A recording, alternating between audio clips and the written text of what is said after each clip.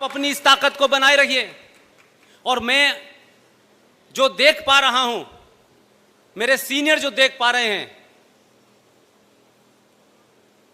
आप अपनी सनातन संस्कृति को प्राप्त करेंगे, उसकी शुरुआत हुई है।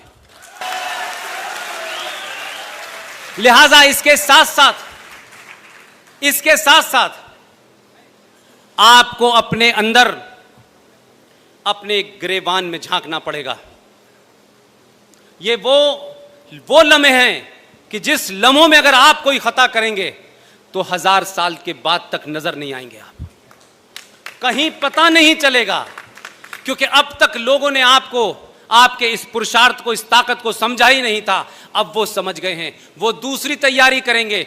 आप ये ध्यान रखिएगा कि अगर किसी कारण से भी अपनों से गलती, हमारे लिए गलती, हमारा ये नहीं हुआ, उसका ये नहीं हुआ, ये स्थिति इस देश में 500 साल तक बना के रखनी है कि इसके अलावा, इस सोच के अलावा लोग सत्ता पे न बैठें। 2 घटनाओं का जिक्र करके मैं अपनी बात को आगे बढ़ाना चाहता हूं। बोर हो रहे हो तो बता दीजिएगा।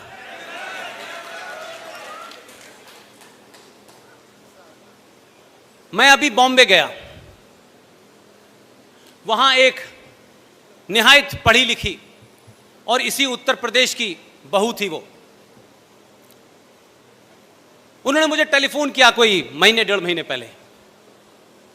तो जम्मू कश्मीर के सिलसिले से कुछ दलितों का भी एक सिलसिला है, वो पहले भी मैं आपके सामने बयान कर चुका हूं और वो इससे जुड़ा हुआ है। तो जब भी जाता था तो मैं उस घटना को बताता था और साथ साथ ये भी कहता था कि पूरी दुनिया में कोई किसी से कितनी भी नफरत कर ले, लेकिन वो नफरत, उस नफरत को संवैधानिक तौर पे जस्टिफाई अगर कहीं किया गया है तो वो है जम्मू कश्मीर। उन्होंने बहुत सारी चीजें सुनी। उन्होंने बॉम्बे में बहुत लोगों को बताया कि 1957 में जम्मू कश्मीर के अंदर 200 वाल्मीकि लोगों के साथ क्या हुआ। पढ़ी लिखी डॉक्टर हैं, बहुत पढ़ती हैं, संजीदा हैं। तो बड़ी मायूसी के साथ उन्होंने मुझसे कहा कि पुष्पेन जी, क्या मैं आपको भाई कह सकती हूं? मैंने कहा कहिए, इसमें किसने रोका है आपको भाई? बोली मैं आपको राखी बांधना चाहती हूं।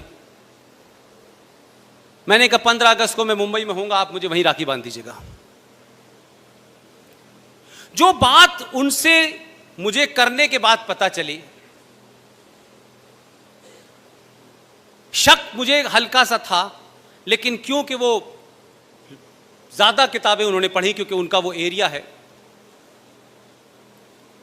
उन्होंने कहा पुष्पेन जी, मेरी एक मुहिम चल रही है, मैं आपसे उसमें मदद चाहती हूं। मैंने कहा समाज के किसी भी ऐसा काम जिसमें समाज जुड़ जाए, आप रात के 2 बजे भी कहेंगी तब भी मैं हाजिर हो जाऊंगा।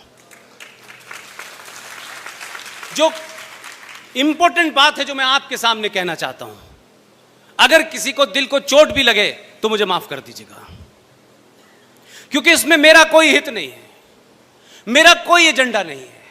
मैं उस समस्या से जूझ रहा हूं, उसकी निटिगिटी को समझ रहा हूं। ये जो हमारे वाल्मीकि लोग हैं, जो दलित लोग हैं, ये सुअर क्यों पालते हैं? मैं चाहती हूं कि अब ये सुअर ना पालें। मैं उनकी बात को समझा नहीं। फंक्शन खत्म होने के बाद मैंने अपने कहा कि मेरे होटल में आ जाइए। उनके साथ में 3-4 और लोग भी थे। उन्होंने बड़े विस्तार के साथ मुझे ये बात समझाई और उस पूरी बात में मुझे लगा कि क्या इतने बड़े सैक्रिफाइस को, इतने बड़े एक ऐसे समय में जब आप खुद खतरे में हो, आपका समाज खतरे में हो, आप उससे समझौता करने की जगह आप उससे लड़ने की डिवाइस निकालते हैं। यह बहुत कम होता है।